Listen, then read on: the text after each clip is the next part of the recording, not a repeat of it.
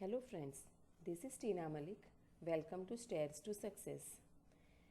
Friends हम upcoming teaching exams की preparation की कर रहे हैं, जिसमें अपकमिंग एग्ज़ाम्स जो हैं जिसको हम टारगेट करते हुए चल रहे हैं, UP TET, C TET, REET, इन एग्ज़ाम्स को हम टारगेट करते हुए प्रिपरेशंस कर रहे हैं। ओके, तो अगर आपने मेरे प्रीवियस वीडियोस नहीं देखे हैं तो आप देख सकते हैं, बहुत हेल्पफुल रहेंगे। पसंद आए तो शेयर भी करना, अपने फ्रेंड्स को भी बताना, ओके, जो अपकमिंग एग्ज़ाम्स की प्रिपरेशन कर रहे हैं। ओके फ्रेंड्स, चलो आज हम स्टार्ट करते हैं। आज हमारा टॉपिक क्या है? Role of heredity and environment. Okay, मेरी प्रीवियस लास्ट 2 वीडियोस अगर आप देखोगे ना, वो ग्रोथ एंड डेवलपमेंट के ऊपर बेस्ड हैं। ओके, मैंने बहुत ही डिटेल में समझाया है ग्रोथ एंड डेवलपमेंट क्या है, उनके स्टेजेस, प्रिंसिपल्स, फैक्टर अफेक्टिंग, बहुत कुछ, सब कुछ, यानी ईच एंड एवरी माइनर से माइनर टॉपिक मैंने उसमें कवर अप किया है। तो अगर आपने प्रीवियस लास्ट 2 वीडियोस नहीं देखी तो प्लीज़ देख लीजिए। और ये आज का जो हमारा ये टॉपिक है, role of heredity and environment, ये इस यूनिट का लास्ट टॉपिक है। इसके बाद हम आगे कुछ क्वेश्चंस प्रैक्टिस करेंगे, पेडागोजी के क्वेश्चंस करेंगे, फर्दर यूनिट्स की तैयारी करेंगे। Okay, let's start now. Overview देख लेते हैं कि आज इस लेसन में हम क्या क्या पढ़ने वाले हैं। फर्स्ट वन, हेरिडिटी, आनुवंशिकता। आनुवंशिकता क्या है उसको हम डिटेल में समझेंगे। नेक्स्ट वन इज एनवायरनमेंट, पर्यावरण। पर्यावरण भी कह सकते हैं, वातावरण भी कह सकते हैं, कि किस तरह से ग्रोथ एंड डेवलपमेंट पे एनवायरनमेंट एंड हेरिडिटी, इन दोनों का किस तरह से इफ़ेक्ट होता है, क्या रोल प्ले करते हैं ये ह्यूमन के ग्रोथ एंड डेवलपमेंट पे, इसे समझेंगे। नेक्स्ट है आइडेंटिकल एंड फ्रैटर्नल ट्विंस। ये नाम तो हमने सुना है, इसको हम डिटेल में समझेंगे कि ये आइडेंटिकल एंड फ्रैटर्नल ट्विंस होते क्या हैं। ओके, इनको हम अच्छे से ब्रीफली डिटेल में समझने की कोशिश करेंगे। Next one, nature versus nurture. Nature versus nurture यानी प्राकृति और पोषण, इन दोनों के बीच में क्या रिलेशन है, किस तरह से ये रोल प्ले करते हैं ग्रोथ एंड डेवलपमेंट में, इसको समझने की कोशिश करेंगे। नेक्स्ट है significance of heredity and environment, इसे समझेंगे। उसके बाद आएगा लॉज ऑफ हेरिडिटी, ओके, कि कौन से लॉज ऑफ हेरिडिटी हैं, किसने दिए, उसे समझेंगे। And last one is educational implications, means teacher को क्या रोल प्ले करना चाहिए ताकि बच्चे की अच्छे से ग्रोथ एंड डेवलपमेंट हो सके, उसकी प्रॉपर डेवलपमेंट हो सके। ओके, इन सब को हम डिटेल में समझते हैं। Okay, let's start class now. First हम देख लेते हैं हेरिडिटी। हेरिडिटी क्या है? आनुवंशिकता। किसे कहते हैं हेरिडिटी, समझने की कोशिश कीजिए। All the qualities that a child has inherited from the parents is called heredity. Okay, एक बच्चे को माता पिता से विरासत में मिलने वाली सभी गुणों को आनुवंशिकता कहा जा सकता है। मीन्स बच्चे को उसके पेरेंट्स से जो भी गुण बोल दो, अवगुण बोल दो, जो भी वो ग्रहण करता है, जो उसे विरासत में मिलते हैं, उसे हेरिडिटी कहा जाता है। समझ रहे हो? अभी और डिटेल में समझाती हूँ अच्छे से। Heredity provides the basis for the development of human personality. Human personality जो डेवलप होती है ना, उसका बेस है क्या? हेरिडिटी, जो विरासत में मिलता है। ठीक है, पेरेंट्स से इनहेरिटेड करते हैं, मीन्स पेरेंट्स से ग्रहण करते हैं चाइल्ड, वो एक बेस हो जाता है। जो ह्यूमन की पर्सनैलिटी बनेगी ना, उसका फिजिकल स्ट्रक्चर किस हिसाब से बनेगा, उसका बेस है heredity. Heredity is what a person is born with. Okay, जो पर्सन बॉर्न होता है उसके अंदर पहले से ही होती है वो हेरिडिटी। ओके, मीन्स आनुवंशिकता मानव व्यक्तित्व के विकास का आधार प्रदान करती हैं। ओके, बेस है वो ह्यूमन डेवलपमेंट की। जो पर्सनालिटी आएगी ना, जो फिजिकल अपीयरेंस होगा, फिजिकल स्ट्रक्चर होगा, उसका बेस है हेरिडिटी। ओके। उसे वो जब उसका जन्म होता है ना, उसके साथ हेरिडिटी उसके साथ ही आती है। ओके। आनुवंशिकता वह है जो एक व्यक्ति के साथ पैदा होती है, कि जब ह्यूमन का बॉर्न होता है ना, पर्सन का बॉर्न होता है, उसके साथ हेरिडिटी उसके पहले से ही उसके अंदर आ जाती है। Next one, heredity is a static social structure, means once we inherit genes they cannot be modified or changed। मतलब ये है कि हेरिडिटी स्टैटिक है, स्टैटिक मीन्स फिक्स है, स्थिर है वो सोशल स्ट्रक्चर। इसका मतलब ये है कि इनहेरेंट जीन्स है, वो पर्सन के बॉडी में जीन्स है जो उसने ग्रहण की है अपने पेरेंट्स से, विरासत में मिले हैं उसको। जब उसका जन्म हुआ ना, तब से उसके अंदर आ गए हैं वो, उसने इनहेरिट कर लिए, उसने ग्रहण कर लिए हैं वो जीन्स, जिसे मॉडिफाई भी नहीं कर सकते, चेंज भी नहीं कर सकते। ओके, समझो। जैसे बच्चों के आईज के कलर, अगर मदर फादर में से किसी के भी आईज के कलर मैच हो रहे हैं, तो वो क्या है, जीन्स में से आए हैं ना उनके, उन्होंने इनहेरिट किए हुए हैं। बालों का कलर, हाइट, अगर मदर फादर की एवरेज हाइट है ना, तो बच्चे की भी फ्यूचर में एवरेज से ऊपर नहीं जा पाएगी। ठीक है, ये क्या है, ये जीन्स है ये सब। ओके, जिसे मॉडिफाई नहीं कर सकते, चेंज नहीं कर सकते। ऐसा नहीं है कि बच्चा बड़ा होके ऐसे बोलेगा, शॉप पे जाके बोल देगा कि अंकल मुझे मेरे बालों का कलर पसंद नहीं है, मुझे आइज़ का कलर पसंद नहीं है, चेंज कर दो। ऐसा नहीं होता। ये मॉडिफाई भी नहीं हो सकता, चेंज भी नहीं हो सकता, फेर बदल नहीं कर सकते, बदला कर भी नहीं ला सकते। ओके, ये एक स्टैटिक सोशल स्ट्रक्चर है, फिक्स है, स्थिर है हेरिडिटी। इसका कोई चेंज नहीं हो सकता, इसमें कोई परिवर्तन नहीं कर सकते हैं। Heredity is an important factor in the life of an individual. प्रत्येक इंसान के लाइफ में हेरिडिटी बहुत ही मोस्ट इम्पॉर्टेंट रोल प्ले करता है। ओके, बहुत ही इम्पॉर्टेंट फैक्टर है, बहुत ही इम्पॉर्टेंट कारक है, उसकी लाइफ में रोल प्ले करता है। ओके, हम नेक्स्ट देख लेते हैं। Sorry. At the time of conception, the union of male and female germ cells causes fertilization of the ovum. Okay, conception के टाइम पे मेल और फीमेल में जो जर्म सेल्स होते हैं ना, उनके बीच में जो फर्टिलाइजेशन ऑफ ओवम होता है। Okay, the fertilised egg is known as zygote. जो फर्टिलाइज्ड एग होते हैं उनको कहा जाता है जाइगोट। ओके, ना जाइगोट में कितने 46 क्रोमोसोम्स होते हैं। देखो ये लाइन फ्रेंड्स ध्यान से देखना, ये एग्जाम में पूछा हुआ है। ओके, जाइगोट कितने होते हैं 46। अगर पूछे how many zygotes are there, तो बताना है how many zygote chromosomes, zygote में कितने क्रोमोसोम्स होते हैं, तो वो बताने हैं 46। अभी मैं आपको डिटेल में समझाती हूँ इसमें। And 22 pairs of female and male called autosomes. Okay, 22 pairs हैं जो मेल और फीमेल के होते हैं, उनको कहा जाता है ऑटोसोम्स। अब देखो समझने की कोशिश करो। पेरेंट्स हैं जिसमें आते हैं male and female. Okay, mother father बोल सकते हो आप। अब जो मेल होता है उसमें होते हैं एक्स वाई, ओके, जिसके बनते हैं 23 पेयर्स।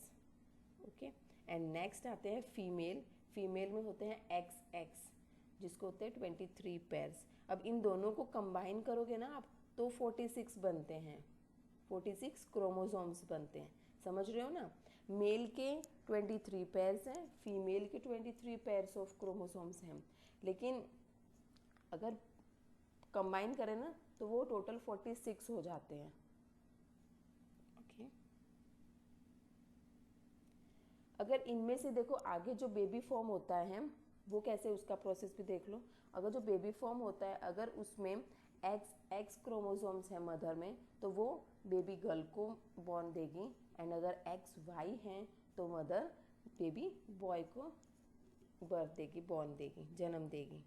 ओके, नेक्स्ट है genes. Genes are of 2 types, genotype and phenotype. Okay, दो टाइप के जीन्स होते हैं, first one is genotype, second one is phenotype. अब जीनोटाइप बता देती हूँ मैं, ऐसा स्ट्रक्चर जो ऑब्जर्वेबल नहीं है, जिसको हम ऑब्जर्व नहीं कर सकते, ऐसी कैरेक्टरिस्टिक्स जो इनहेरिटेड हैं, जरूरी नहीं है कि ऑब्जर्वेबल हो। ओके, जीनोटाइप में आता है जो ऐसा स्ट्रक्चर होता है ना जिसको ऑब्जर्वेबल नहीं कर सकते, हमारे बॉडी के अंदर है, ह्यूमन बींग्स की बॉडी के अंदर है, पर्सन की बॉडी के अंदर वो है, ग्रहण किया हुआ है, इनहेरिटेड है वो, पर ऐसे कैरेक्टरिस्टिक्स जो है तो सही उसके बॉडी में लेकिन दिखाई नहीं देते, लेकिन वो ऑब्जर्वेबल नहीं है। ओके, उसे कहते हैं जीनोटाइप। एंड फोनोटाइप जस्ट उसका अपोजिट है, उसमें ऑब्जर्वेबल क्वालिटीज़ आ जाती हैं पर्सन की, जैसे हाइट, वेट, ठीक है, हेयर कलर बोल दो, देन फिजिकल अपीयरेंस बोल दो, उसके अदर कैरेक्टरिस्टिक्स जो भी हैं वो सब कुछ ऑब्जर्वेबल होते हैं। ओके, आई होप कि आपको इन दोनों का कंसेप्ट क्लियर हो गया होगा, जीनोटाइप क्या है एंड फोनोटाइप क्या है। जीनोटाइप ऐसा स्ट्रक्चर जो ऑब्जर्वेबल नहीं है, बॉडी के अंदर तो होता है, इनहेरिटेड है वो क्वालिटीज़, बट ऑब्जर्वेबल नहीं है, दिखाई नहीं देती हैं, ऑब्जर्व नहीं कर सकते उनको, वो कैरेक्टरिस्टिक जिसे ऑब्जर्व नहीं कर सकते।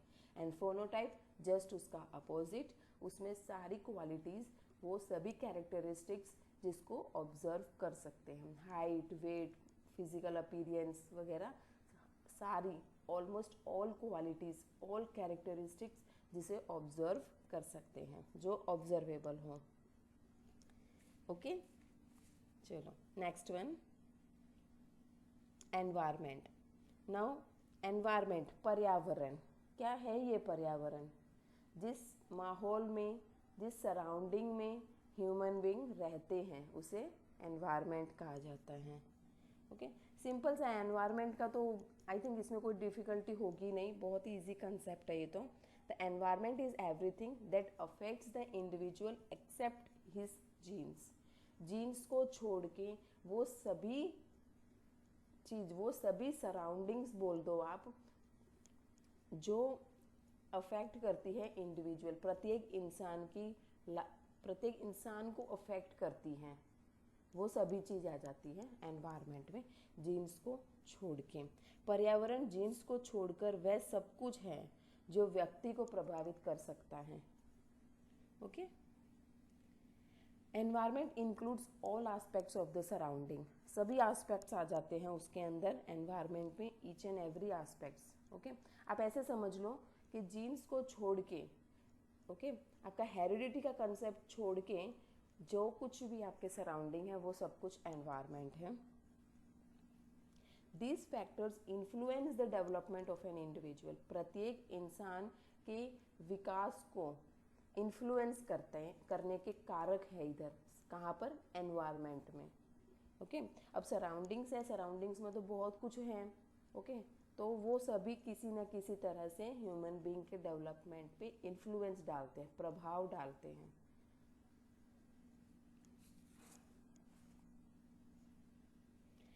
Environment consist of various types of forces. Okay, अब वो कौन से टाइप्स क्या क्या हैं एनवायरनमेंट में, कौन से एस्पेक्ट्स आ जाते हैं, ठीक है, कौन से फोर्सेस हैं, बहुत डिफरेंट टाइप्स के फोर्सेस हैं, जैसे कि physical, social, moral, economical, political, cultural and emotional forces. ठीक है, अगर कोई बच्चा है जिसका फिजिकल अपीयरेंस प्रॉपर नहीं हो पा रहा, डेवलपमेंट, फिजिकल डेवलपमेंट प्रॉपर नहीं आ रही है, तो वो क्या है, एनवायरनमेंट का बहुत प्रभाव पड़ रहा है उस पर, उसके डेवलपमेंट पे। ठीक है, सोसाइटी देख सकते हैं, जिस सोसाइटी में वो रह रहा है, इसका भी बहुत पॉजिटिव इफेक्ट भी पड़ जाता है, नेगेटिव भी पड़ जाता है। ठीक है, वो माहौल पे, एटमॉस्फेयर पे डिपेंड करता है। इकोनॉमिकल, ठीक है, उसकी फाइनेंशियल कंडीशन बोल सकते हैं। Okay, political, cultural and emotional forces, ये सारे जितने भी फोर्सेस हैं ना, ये कहीं ना कहीं किसी न किसी हद तक इंडिविजुअल ह्यूमन बीइंग, प्रत्येक इंसान की लाइफ पर, उसके डेवलपमेंट पर बहुत हद तक इफेक्ट डालते हैं, इन्फ्लुएंस डालते हैं। Teacher should try to provide best mental environment so that a child can flourish. शिक्षकों को अच्छा मानसिक वातावरण प्रदान करने का प्रयास करना चाहिए ताकि एक बच्चा उन्नति कर सके, ठीक है, उन्नति कर सके यानी अच्छे से फल फूल सके। टीचर को वो हर एक कोशिश करनी चाहिए ताकि बच्चे को अच्छे से अच्छा, बोलते हैं ना, मेंटली उनको अच्छा सा एनवायरनमेंट प्रोवाइड हो जाए, एनवायरनमेंट मिल सके ताकि वो अच्छे से प्रोग्रेस कर सके, अच्छे से फल फूल सके।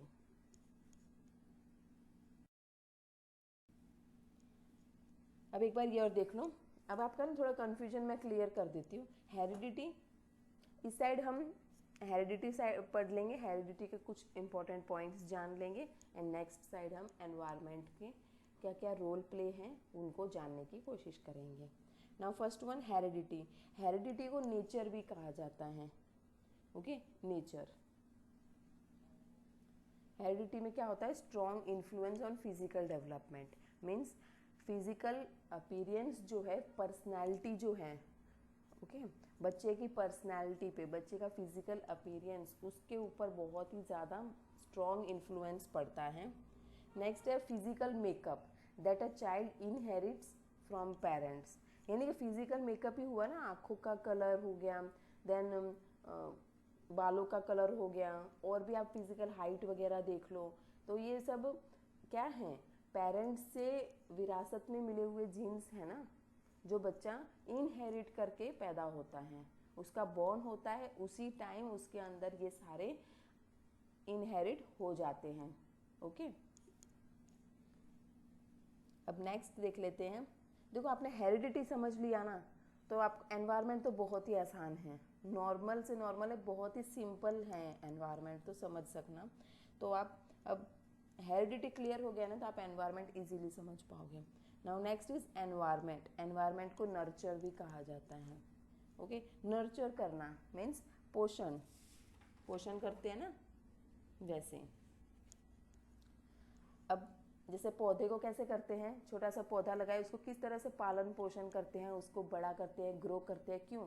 उसको आसपास सराउंडिंग्स अच्छी मिलती हैं, माहौल थोड़ा अच्छा मिलता है, प्रॉपर एनवायरनमेंट मिलता है, तो वो अच्छे से उसकी ग्रोथ एंड डेवलपमेंट हो जाती है।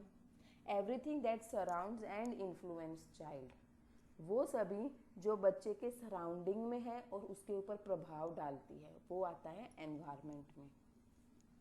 इजी है ना? क्या हो सकता है सराउंडिंग में? Family, school, neighbours, media etcetera, ठीक है, वो सभी चीज़ आ जाती है, उनके फ्रेंड्स वगैरह, स्कूल हो गया, होम हो गया, नेबर्स, ओके, मीडिया वगैरह, everything, each and everything means genes को, जो हेरिडिटी का कंसेप्ट पढ़ा ना हमने, जीन्स को छोड़ के जो कुछ भी बचा है ना, वो सब कुछ एनवायरनमेंट में आ जाता है, जो बच्चे पे बहुत ही ज़्यादा इन्फ्लुएंस डालता है उसके डेवलपमेंट पे, ओके। अभी जैसे देखो, बोलते हैं कि जो प्री नेटल स्टेज होता है ना, गर्भ अवस्था का जो टाइम पीरियड होता है, जो 9 मंथ्स एंड 10 डेज का होता है, उसमें बच्चे की ग्रोथ एंड डेवलपमेंट बहुत ही फास्ट होती हैं, ओके। तो उसमें ऐसे कहते हैं कि अगर माता को, मदर को, अगर एक्सटर्नल एनवायरनमेंट प्रॉपर मिल जाए तो वो बहुत ही अच्छा रहता है बेबी के लिए, बहुत ज़्यादा इफेक्ट डालता है एक्सटर्नल एनवायरनमेंट, जो बाहर का उसका सराउंडिंग, मदर का सराउंडिंग एटमॉस्फेयर जो होता है, एनवायरनमेंट होता है, वो अगर प्रॉपर मिल जाए ना, तो बेबी की बहुत ही अच्छे से ग्रोथ एंड डेवलपमेंट होती है, क्योंकि वो कहीं ना कहीं मदर को इमोशनली इन्फ्लुएंस करता है वहाँ एक्सटर्नल एनवायरनमेंट, ओके। मदर के इमोशंस बच्चे पे बहुत इफेक्ट डालते हैं। प्रीनेटल स्टेज में बच्चे की बहुत फास्ट ग्रोथ होती है, तो मदर जिस तरह से, मदर का मूड होगा, ओके, मदर का जिस हिसाब से इमोशंस होंगे, ओके, अगर स्टेबल है, अनस्टेबल है, जैसे भी इमोशंस है ना मदर के, वो बहुत ही ज़्यादा अफेक्ट डालते हैं बेबी पे, ओके, इस प्रीनेटल स्टेज में। तो कहते हैं कि इंटरनल एंड एक्सटर्नल दोनों ही एनवायरनमेंट प्रॉपर होना चाहिए। इंटरनल किस हिसाब से, अगर मदर माल न्यूट्रिशंस वगैरह प्रॉपर लेती हैं, ओके, नींद वगैरह अच्छे से पूरी करती है, अच्छे माहौल में रहती है, म्यूज़िक्स वगैरह सुनना जो भी मदर को पसंद है ना उसके अकॉर्डिंग अगर मदर चलेगी ना तो बेबी पे बहुत ही अच्छा इफ़ेक्ट होगा। ओके, ये तो सब था एनवायरनमेंट के बारे में। आगे बढ़ते हैं। अब देख लेते हैं आइडेंटिकल एंड फ्रैटर्नल ट्विंस। क्या होता है identical and fraternal twins? Identical twins develop from one ovum. Okay, one ovum से डेवलप होते हैं। And identical twins resemble each other and are always of same sex, while the fraternal twins mostly just brother and sister at the same time. मतलब ये है कि जो identical twins है ना वो कैसे डेवलप होंगे? Same egg and same sperm, यानी कि एक एग एक स्पर्म से डेवलप होते हैं और सेम सेक्स हो सकता है, या तो फिर वो दो लड़के होंगे, बॉय बेबी बॉय, या फिर दो बेबी गर्ल हो सकती है, लड़की हो सकती है। इसमें बहुत सी सिमिलैरिटीज़ होती हैं, जैसे कि सेम फेस हो गया उनका, सेम ब्लड ग्रुप हो गया, इंटरेस्ट भी काफ़ी हद तक सेम हो जाता है। मोनोजाइगोट बोल देते हैं, मीन्स सिंगल जाइगोट से बने होते हैं ये। ओके,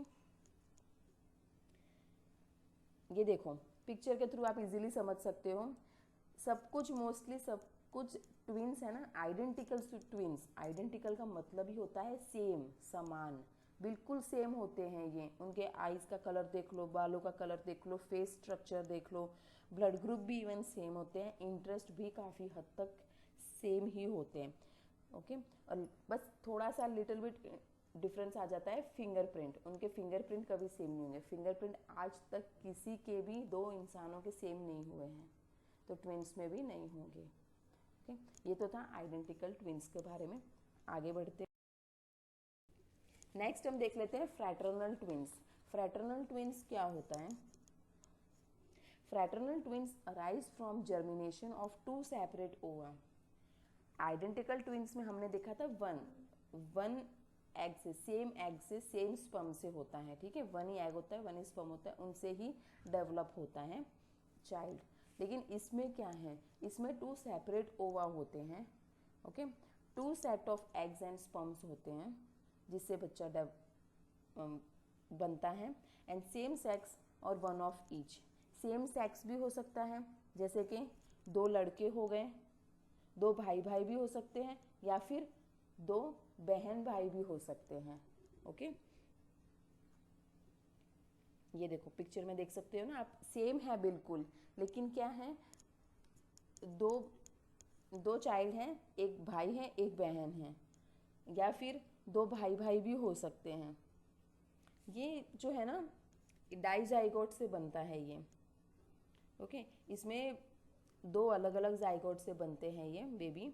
ब्लड ग्रुप डिफरेंट होता है, फेस डिफरेंट होता है, सेक्स भी डिफरेंट होता है। ओके, आइडेंटिकल ट्विंस से लिटिल बिट डिफरेंस आ जाता है फ्रैटर्नल ट्विंस में। क्यों? क्योंकि वो मोनोजाइगोट से बनते हैं, मीन सिंगल जाइगोट से बेबी फॉर्म होता है, जबकि इसमें डाइजाइगोट से, यानी कि दो अलग अलग जाइगोट से बनते हैं बेबी। आई होप कि आपको समझ में आ रहा है। अगर आपको ना कंसेप्ट क्लियर हो रहा है, ये सेशन पसंद आ रहा है, तो प्लीज़ लाइक एंड शेयर कीजिए, मुझे मोटिवेशन मिलेगा। नेक्स्ट वन, और आपके फ्रेंड्स जो भी अपकमिंग एग्ज़ाम्स की प्रिपरेशन कर रहे हैं ना, देखो एग्ज़ाम्स तो आने वाले ही हैं। ओके, जैसे जैसे हालात ठीक होते जाएंगे तो एग्ज़ाम्स तो होंगे, तो फिर वही है ना, जो भी एग्ज़ाम की प्रिपरेशन कर रहे हैं उनको भी बता दो कि अच्छे से प्रिपरेशन होती है इस चैनल पे। तो लाइक शेयर करो, फ्रेंड्स को बताओ कि इस चैनल पे अच्छे से प्रिपरेशन हो रही है, तो लाइक शेयर कर दो प्लीज़।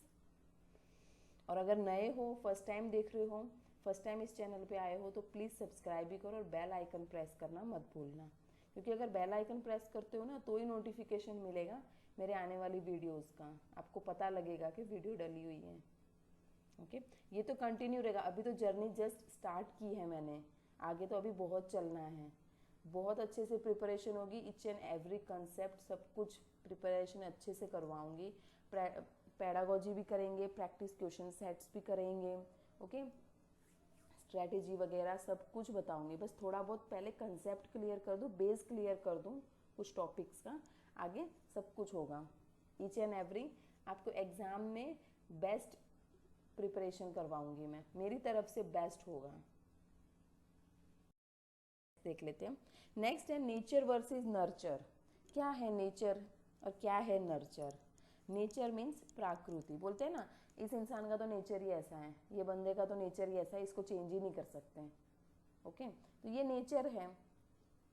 एंड नर्चर मीन्स पोषण, पोषण करना, पालन पोषण करना, उनको हम किस हद तक, चाइल्ड को किस हद तक हम उनको ग्रो कर सकते हैं। जैसे पौधे को करते हैं ना, घर पे छोटा सा पौधा लाते हैं तो उसको हम क्या करते हैं, उसका नर्चर, पालन पोषण करते हैं ना, छोटे बेबी की तरह। उसको पानी वगैरह डालना, प्रॉपर धूप देना, अच्छे से केयर करनी, तो ही तो वो ग्रो होता है। वैसे ही चाइल्ड, ओके, वैसे ही चाइल्ड होता है। अगर उसको अच्छे से प्रॉपर न्यूट्रिशन वगैरह मिला, प्रॉपर केयर मिली, तो वो अच्छे से ग्रो हो जाता है, अच्छे से प्रॉपर ग्रोथ एंड डेवलपमेंट हो जाती है।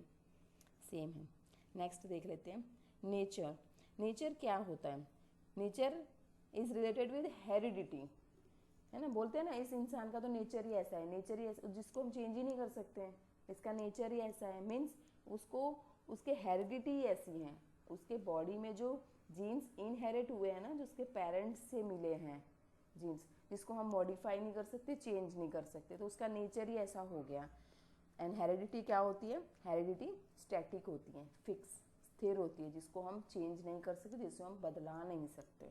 अब ऐसा तो है नहीं कि बंदे का नेचर सही नहीं है तो वो मार्केट जाके बोलेगा भैया मेरा नेचर चेंज कर दो, वो तो पॉसिबल ही नहीं है, नहीं होगा ना। क्यों? क्योंकि ये हेरिडिटी से रिलेटेड है, और हेरिडिटी फिक्स होती है, स्टैटिक होती है। सेम वे नर्चर, नर्चर किससे रिलेटेड है? एनवायरमेंट। ओके, जो एनवायरमेंट होता है डायनामिक, मीन्स चेंजेबल, जिसको हम चेंज कर सकते हैं। एनवायरमेंट, बच्चे का एनवायरमेंट चेंज कर सकते हैं।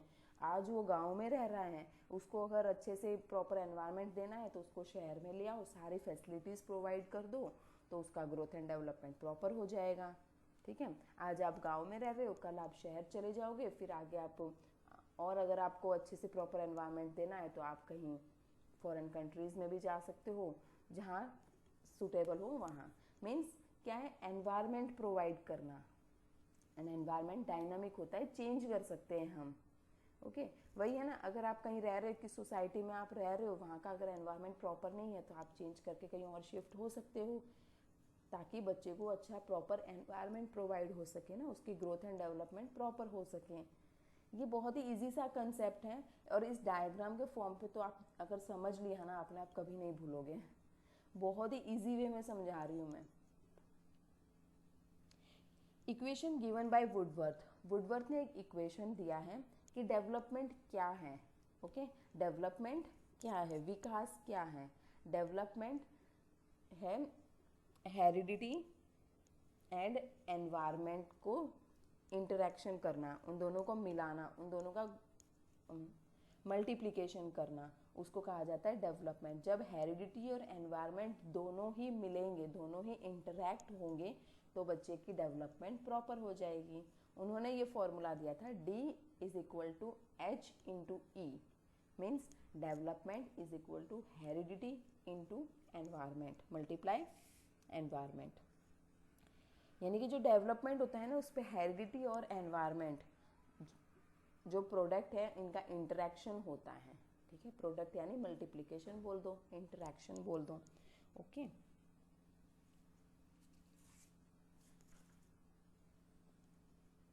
ये देखो नेचर वर्सेस नर्चर डिबेट है एक, ये है ना एक बहुत बड़ी बहस थी, डिबेट, साइकोलॉजिस्ट तो जो थे ना, उनके, उनमें बहुत बड़ी बहस थी ये, कि एक्चुअल में नेचर यानी कि हेरिडिटी, नर्चर मीन्स एनवायरनमेंट। तो साइकोलॉजिस्ट ऐसे बोलते थे, कुछ साइकोलॉजिस्ट ऐसे बोलते थे कि नहीं, नेचर बहुत ज़्यादा इम्पॉर्टेंट रोल प्ले करता है बच्चे के डेवलपमेंट में। यानी कि ऐसे कुछ क्षेत्र में, कुछ डोमेन्स में साइकोलॉजिस्ट ऐसे कहते थे कि हेरिडिटी बहुत ज़्यादा इंपॉर्टेंट रोल प्ले करती है, तो कुछ साइकोलॉजिस्ट ऐसे कहते थे कि कुछ एस्पेक्ट्स में, कुछ क्षेत्र में एनवायरनमेंट बहुत ही इंपॉर्टेंट रोल प्ले करता है। ठीक है, तो ये बहुत बड़ी एक बहस थी।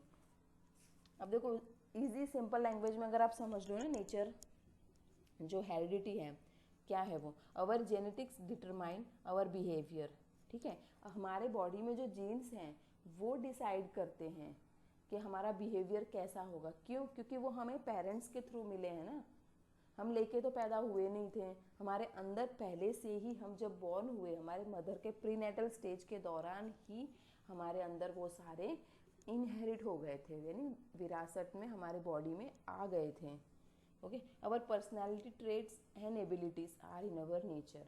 हमारे किस हिसाब की पर्सनैलिटी है, ओके, कैसा हमारा फिजिकल अपीयरेंस है, वो सब, और जो हमारे अंदर एबिलिटी है, हमारे अंदर जो क्षमता है, वो सब कहाँ से आई है, वो हमें विरासत में मिली है। उसे कहा जाता है nature, heredity. And next is nurture. Our environment, upbringing and life experiences determine our behaviour. हमारा बिहेवियर कौन डिसाइड करता है? हमारा एनवायरमेंट, हमारा आसपास का माहौल और हमारे लाइफ के एक्सपीरियंस, हमारे जीवन के अनुभव, ये सब डिसाइड करते हैं कि हमारा बिहेवियर कैसा होगा, हमारा बिहेवियर कैसा है। We are nurtured to behave in certain ways. हमें नर्चर किया जाता है, पोषण दिया जाता है, ठीक है, प्रॉपर केयर दी जाती है, पालन पोषण किया जाता है पेरेंट्स के द्वारा, ताकि हम अच्छे से फल फूल सके, बच्चा अच्छे से फल फूल सके, ग्रो हो सके, उसकी प्रॉपर डेवलपमेंट हो सके। ओके, आई होप कि समझ में आ रहा है। देखो एक एक लाइन समझा रही हूँ, हिंदी में भी इंग्लिश में भी। बताओ और क्या चाहिए? कंसेप्ट क्लियर हो रहा है ना? मेन बात, मेन फोकस ही इसी पे रहेगा, कंसेप्ट क्लियर होना चाहिए। अब देख लेते हैं significance of heredity and environment. Heredity और एनवायरनमेंट का क्या सिग्निफिकेंस रहता है? Heredity is defined as the totality of biological transmitted factor. Heredity पूरी तरह से किसके ऊपर बेस्ड है? वो है पूरी टोटली बायोलॉजिकल ट्रांसमिटेड फैक्टर्स। ये जो जीन्स वगैरह होते हैं ना, इनके ऊपर टोटली डिपेंड करती हैं, ठीक है, हेरिडिटी, जो हमें पेरेंट्स से मिलते हैं विरासत में। And according to Woodworth, heredity and environment equally essential in growth and development of the child. Woodworth ऐसा बोलते हैं कि जो साइकोलॉजिस्ट है वुडवर्थ, उनका ये कहना है कि हेरिडिटी और एनवायरनमेंट इक्वली मीन्स समान रूप पे, इक्वल, दोनों ही इक्वल रूप से ग्रोथ और डेवलपमेंट पे फोकस डालते हैं, इन्फ्लुएंस करते हैं। क्या? Heredity and environment. मीन्स ऐसा नहीं है कि हेरिडिटी का 50% हो गया, एनवायरनमेंट का 50% हो गया, ऐसा नहीं है, ये साथ में चलते हैं दोनों। हेरिडिटी का भी इन्फ्लुएंस पड़ता है कुछ एस्पेक्ट्स में, तो एनवायरनमेंट का भी पड़ता है कुछ एस्पेक्ट्स में, बच्चे की ग्रोथ एंड डेवलपमेंट में। Okay, individual is the result of multiplication between heredity and environment. कि चाइल्ड की जो डेवलपमेंट होती है वो किसका रिजल्ट है, वो किस हिसाब से होती है? Heredity multiplication of environment. Okay, heredity और एनवायरनमेंट को मल्टीप्लाई करो, मीन्स उनको इंटरेक्ट करो, उनको एक दूसरे के साथ जोड़ो, इंटरकनेक्टेड करो, तो जो डेवलपमेंट आएगी वो है चाइल्ड की डेवलपमेंट। ओके, हेरिडिटी और एनवायरनमेंट से मिलकर होती है। नेक्स्ट हम देख लेते हैं लॉज ऑफ हेरिडिटी। कुछ लॉज ऑफ हेरिडिटी हैं जो दिए हैं जॉन ग्रीगर मेंडल ने प्रोफाउंडेड 2 लॉज ऑफ हेरिडिटी। उन्होंने टू लॉज ऑफ हेरिडिटी बताए हैं। वो क्या है देख लेते हैं। Laws of heredity which is divided into 2 parts, that is law of segregation and dominance, and next one is law of independent assortment. First one को समझ लेते हैं, law of segregation and dominance. क्या है ये लॉ? इसको समझने की कोशिश करते हैं। If the traits of one gene are not manifest is in one generation, it does not mean that they die.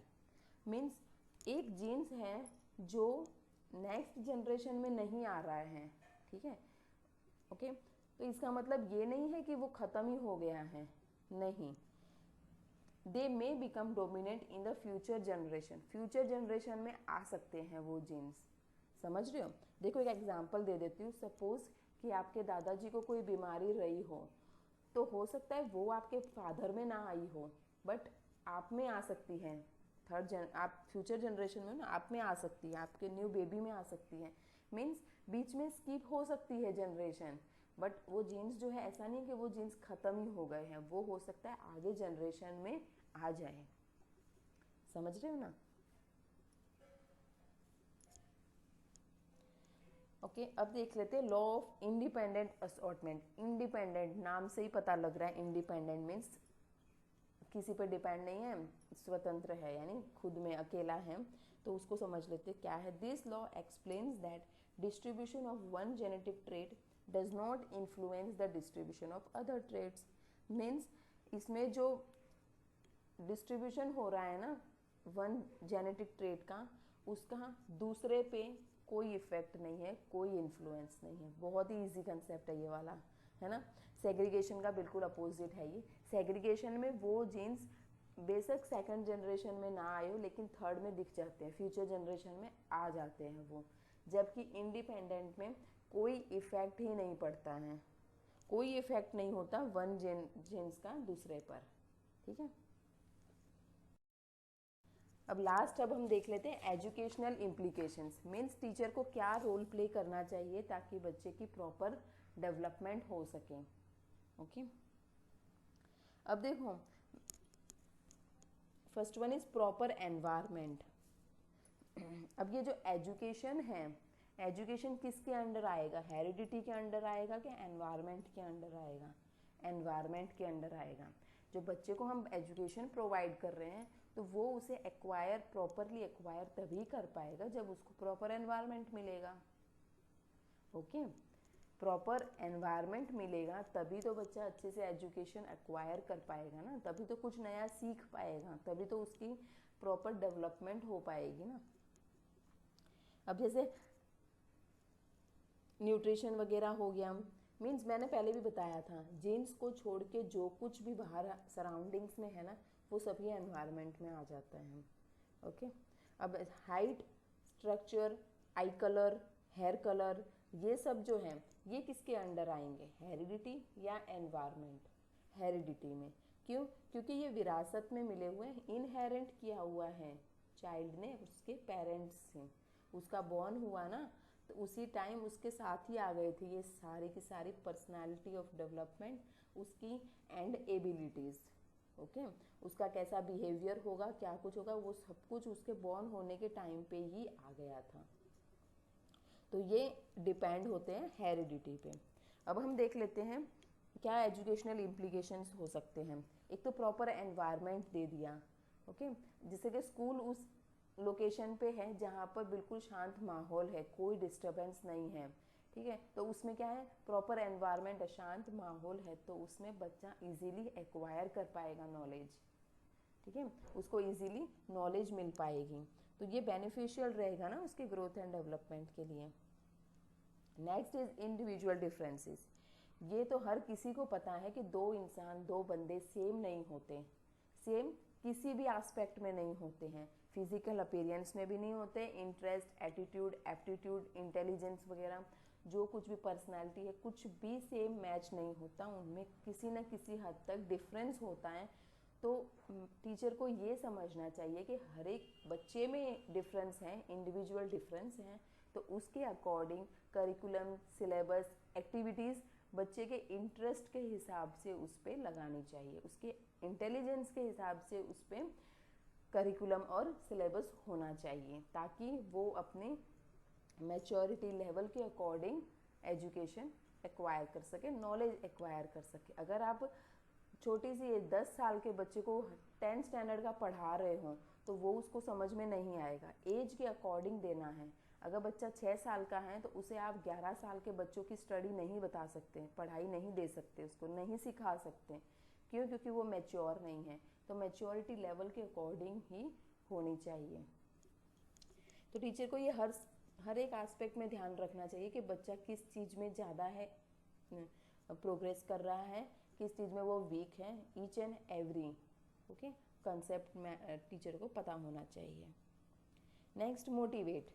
Motivate the child. Child को मोटिवेट करो, इंटरनली एक्सटर्नली मोटिवेशन अगर मिलता रहा ना चाइल्ड को तो काफ़ी हद तक डेवलपमेंट में प्रोग्रेस होती है।